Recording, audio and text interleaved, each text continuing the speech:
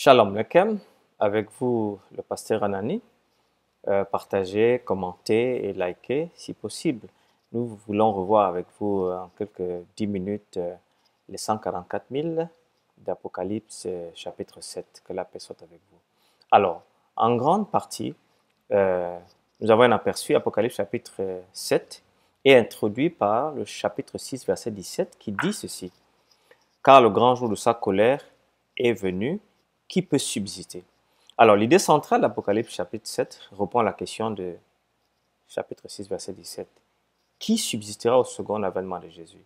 Alors, le chapitre 7 donc révèle l'importance d'être scellé pour survivre aux calamités qui accompagnent la seconde venue.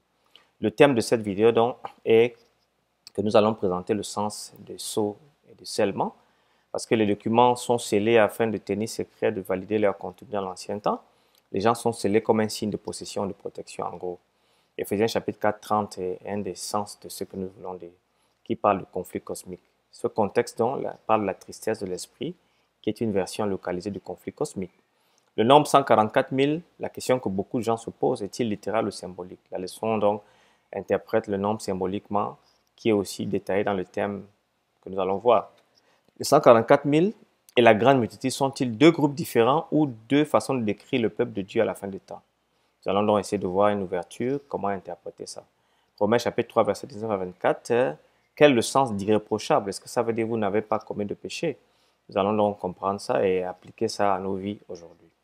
Alors, le chapitre 7 est une insertion parenthétique entre le sixième sceau, c'est-à-dire Apocalypse chapitre 6, verset 12 et 17, et le septième sceau, Apocalypse chapitre 8, verset 1. Le chapitre 6 s'achève avec les adversaires de Dieu faisant appel aux rochers et aux montagnes pour les cacher de la face de Dieu et de la colère de l'agneau. Apocalypse chapitre 6, verset 15, verset 16. Il clôture ensuite avec la déclaration poignante, car le grand jour de sa colère est venu. Et qui peut subsister? Apocalypse chapitre 6, verset 17. Cette question donc est répondue dans le chapitre 7 avec l'apparition de deux groupes. Les 144 000, Apocalypse chapitre 7, verset 4 à 8, et la grande multitude, chapitre 7, verset 9 à 14. Pour survivre aux calamités qui accompagnent la seconde venue, il faut être partie prenante de ces deux groupes. Il est nécessaire d'être scellé, Apocalypse chapitre 1, verset 1 à 3. Le résultat final, donc, est un peuple qui se tient irréprochable devant le trône, Apocalypse 14, verset 5, et le sert dans son temple, Apocalypse chapitre 7, verset 15. Apocalypse chapitre 7 et 14, dans leur contexte plus large, n'est-ce pas, vise à identifier ce que le peuple de Dieu sera juste avant la seconde venue. Alors, le sens que l'on peut dire en un résumé bref, c'est que le sens du sceau et du scellement. Dans le monde antique, un document scellé avait donc deux objectifs principaux. Un, le document est scellé pour garder son contenu secret. Isaïe 29, verset 11, Apocalypse 10, verset 4. Ou pour valider le contenu comme étant authentique ou officiel. 1 Roi 21, verset 8, Esther 8, verset 8, Jérémie 32, verset 44. Le secret semble donc être l'objectif fondamental consistant à sceller le rouleau dans l'Apocalypse chapitre 5. Le rouleau était déjà authentique en étant en position de Dieu. La rupture des sceaux en ouvrant le rouleau permet de dévoiler son contenu. Donc, une utilisation plus symbolique du mot sceller avait à voir avec ces gens que Dieu scellait pour quelque chose, pour un but. Sceller une personne pouvait être un signe de possession, comme dans Éphésiens chapitre 4, verset 30. Chapitre 1, verset 13, ou 2 Timothée 2, verset 19, Apocalypse chapitre 14, verset 1, ou un signe de protection, selon Ézéchiel chapitre 9, verset 4 à 6. Avant la destruction, Dieu dit passe au milieu de la ville et fait une marque à ceux qui sont fidèles à ma parole. Et après, il demande à l'ange qui vient après, tue toutes ces personnes qui n'auront pas, femmes, enfants, vieillards, qui n'auront pas la marque, qui n'auront pas été scellées. Dans l'ancien judaïsme, donc, le scellement était associé à la circoncision d'abord. Dans le christianisme du IIe siècle, il semble que le scellement était associé au baptême. Ainsi, le scellement du peuple de Dieu se présente comme un signe qu'ils appartiennent à Dieu. Si nous lisons 2 Timothée, par exemple, 2 Timothée chapitre 2, verset 19, nous voyons ça. Alors néanmoins, le solide fondement posé par Dieu subsiste après ces paroles qui lui servent de sceau. Le Seigneur connaît ce qui lui appartient et quiconque prononce le nom du Seigneur qui se loin de l'iniquité. Apocalypse chapitre 9, verset 4 également a quelque chose de similaire. Apocalypse 9, verset 4 dit « Il leur fut dit de ne point faire de mal à l'herbe de la terre, ni aucune verdure, ni à aucun arbre, mais seulement aux hommes qui n'avaient pas le sceau de Dieu sur leur front. » Alors, vous voyez ici, C'est très, très, très important. Dieu connaît ce qui lui appartient dans un sens spirituel. Le scellement confirme qu'une personne se trouve avec Dieu. Mais le scellement de l'Apocalypse 7 est différent. Ici, les serviteurs de Dieu, Apocalypse chapitre 7, verset 3, déjà scellés dans le premier sens, sont scellés comme signe de protection contre les calamités du temps de la fin. Voir ici, c'est ça le point de l'Apocalypse. Alors, après cela, nous dit le texte, je vis 4 anges debout aux 4 coins de la terre.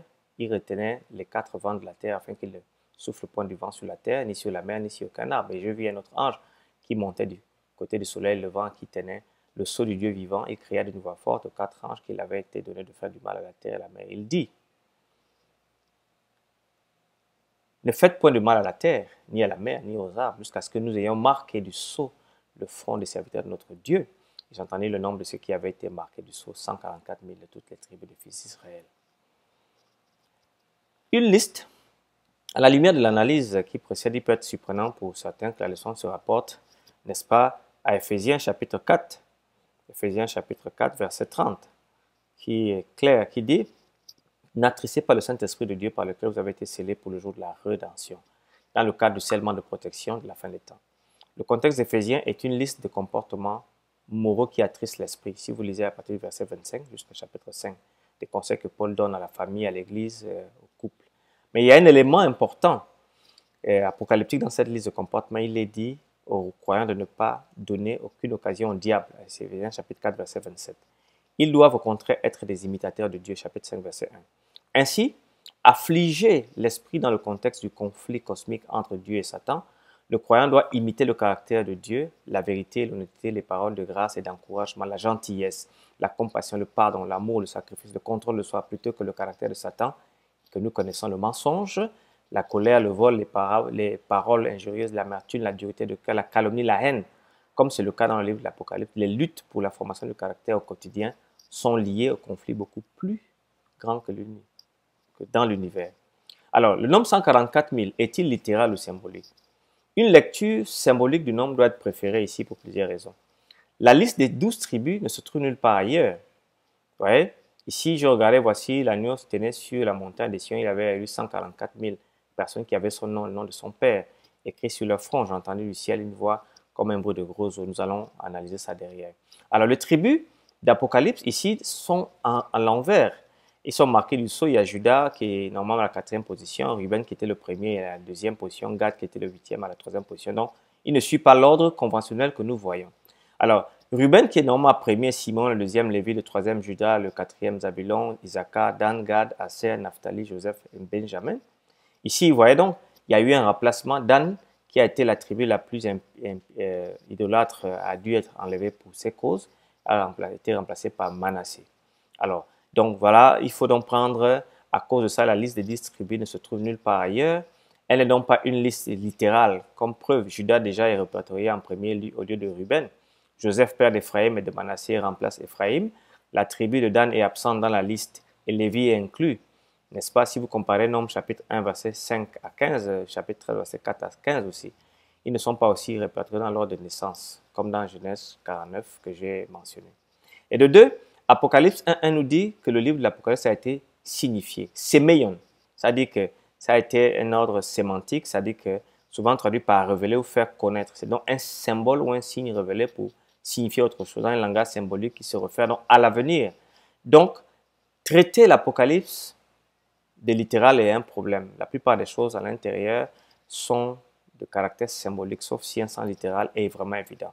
3. Nous devons interpréter les tribus comme les descendants littéraux de Jacob. Cela ne se peut pas. Et cela ne se tient aucun cas, puisque au moins 10 de ces tribus sont essentiellement perdues dans l'histoire depuis la déportation du Nord. Certains juifs peuvent encore retracer la lignée à Judas, Benjamin ou Lévi, mais pas le reste. Donc, nous prenons donc ces 12 tribus comme étant vraiment symboliques. De deux, les 144 000 et la grande multitude sont deux groupes différents ou deux façons de décrire le même peuple de la fin des temps. Certains croient que les deux groupes sont différents, certains croient que ce sont les mêmes. Dans cette vidéo, nous examinerons donc tout d'abord deux arguments qui montrent que les deux groupes sont les mêmes. Le terme utilisé pour le peuple de Dieu dans la fin des temps, souvent interchangeable dans l'Apocalypse. Jean ne voit jamais les 144 000 dans le chapitre 7. Il faut bien noter. Il entend le nombre. Apocalypse chapitre 7, verset 4. Mais après ces choses, quand il regarde, il voit un groupe que personne ne peut compter, une grande multitude. Apocalypse chapitre 7, verset 9. Ceci est un modèle littéraire dans l'Apocalypse. Par exemple, si vous voyez Jean chapitre 3, verset 5, Jean entend une chose, un lion, puis lorsqu'il regarde, il voit l'agneau, son contraire. Mais les deux sont de différentes manières décrivant la même réalité. Apocalypse chapitre 3, verset 5, Apocalypse chapitre 1, verset 10 à 12 et chapitre 17, verset 1 à 3. Donc c'était un attribut littéraire de l'Apocalypse de dire une chose et de voir quelque chose son contraire, voire un complémentaire. Cependant, il y a beaucoup d'autres personnes qui croient que les 144 000 et la grande multitude sont deux groupes différents. Pourquoi? Le premier représentant, n'est-ce pas, ici le peuple de Dieu de la fin des temps et le second représentant l'ensemble du peuple de Dieu dans tous les siècles. Ceux qui soutiennent ce point de vue soulignent généralement les différences entre les deux groupes. Les 144 000 sont un nombre des 12 tribus d'Israël qui sont vues sur la terre et qui apparaissent avant que les 4 vents soient libérés. En revanche, la grande multitude ne peut pas être comptée, étant issue de tous les pays, sont vus devant le trône apparaissant après la grande tribulation. En outre, Apocalypse chapitre 14, versets 1 à 5, distinguerait les 144 000 de ce groupe. Alors, si nous allons maintenant regarder le sens irréprochable dans Romains chapitre 3, versets 19 à 24, or nous savons que tout ce que dit la loi, elle le dit à ceux qui sont sous la loi, afin que toute bouche soit fermée et que tout le monde soit connu coupable devant Dieu. Car personne ne sera justifié devant lui par les œuvres de la loi, puisque c'est par la loi que vient la connaissance du péché. Mais maintenant, sans la loi est manifestée la justice de Dieu, à laquelle rend témoignage la loi et les prophètes. Justice de Dieu par la foi en Jésus-Christ. Pour tous qui croient, il n'y a pas de distinction, car tous sont péchés et sont privés de la gloire de Dieu. Ils sont gratuitement justifiés par sa grâce, par le moyen de la rédemption qui est en Jésus-Christ. Vous voyez, donc, Romains 3 indique clairement qu'il n'y a rien qu'un être humain puisse faire pour gagner la justification devant Dieu. Romains 3, 20. Tous ont péché et sont privés de la gloire de Dieu. Romains 3, 23. Le présent du verbe sont privés. Le grec astéronantai signifie qu'il faudrait toujours un sauveur et le pardon que son sacrifice nous a fourni. Ce changement ne s'arrête pas jusqu'à ce que les péchés soient effacés, que nous ayons reçu l'immortalité. Ainsi, sans défaut ou irréprochable de l'Apocalypse chapitre 14, verset 5, ne signifie pas ne pas avoir besoin de pardon. Hein? C'est très important. Apocalypse 14, verset 5, dit « Et dans leur bouche, il ne s'est point trouvé de mensonges, car ils sont irréprochables. » Alors, cela décrit le genre de loyauté dans laquelle une personne préfère mourir plutôt que de pécher. Les 144 000 ont confiance en Jésus et gardent leur robe pure. Apocalypse chapitre 7, verset 14, et sont sans compromis dans leur obéissance à celui qui les a rachetés. Apocalypse chapitre 14, verset 4 à 5, après tout, c'est sa justice qui les habite. Alors, en application de ce texte, en méditant sur Apocalypse chapitre 7, verset 1 à 3, pensez-vous que nous vivons dans un temps où Dieu a retenu les forces du mal ou un temps où elles sont relâchées? Dans ce contexte de COVID-19, si Dieu est celui qui retient les fléaux, qui donc fait tous ces dommages? Quand Dieu agit en jugement, pourquoi il le fait? Quelques réponses possibles. Donnez-moi, vous pouvez m'écrire en inbox. À bien des égards, le temps turbulent d'aujourd'hui semble prouver que tout s'effondre. Le COVID-19 n'est pas la fin. En revanche, comparé aux horreurs de l'Holocauste et de la Seconde Guerre mondiale, le nombre de victimes du terrorisme est relativement mineur, emporté, la plupart des quartiers semblent raisonnablement sécurisés. Ainsi, on pourrait soutenir que nous vivons encore dans une période de restriction. Mais attention, le blâme de tous les maux tombe clairement sur Satan dans l'Apocalypse. Apocalypse chapitre 9, verset 11, chapitre 12, verset 12. C'est lui le destructeur et non Dieu. Et non, pourquoi donc dans la Bible et dans l'Apocalypse surtout, il y a une si grande imagerie militaire? C'est-à-dire que dans l'Apocalypse, une observation attentive nous dit que les guerres sont plus importantes, sont souvent compilées dans une guerre de mots, d'idées de guerre dans les ciels s'opposent à Christ, l'accusateur des frères. Ceux qui survivent la bataille d'Armageddon sont ceux qui vont pratiquer la vigilance spirituelle. Restons connectés. Dans ce livre Apocalypse décrypté que j'ai écrit en début d'année, vous pouvez retrouver toutes ces idées que je viens de développer sur les 144 000 et la grande multitude. Que le Seigneur vous garde et vous bénisse. Au nom tout puissant de Jésus-Christ.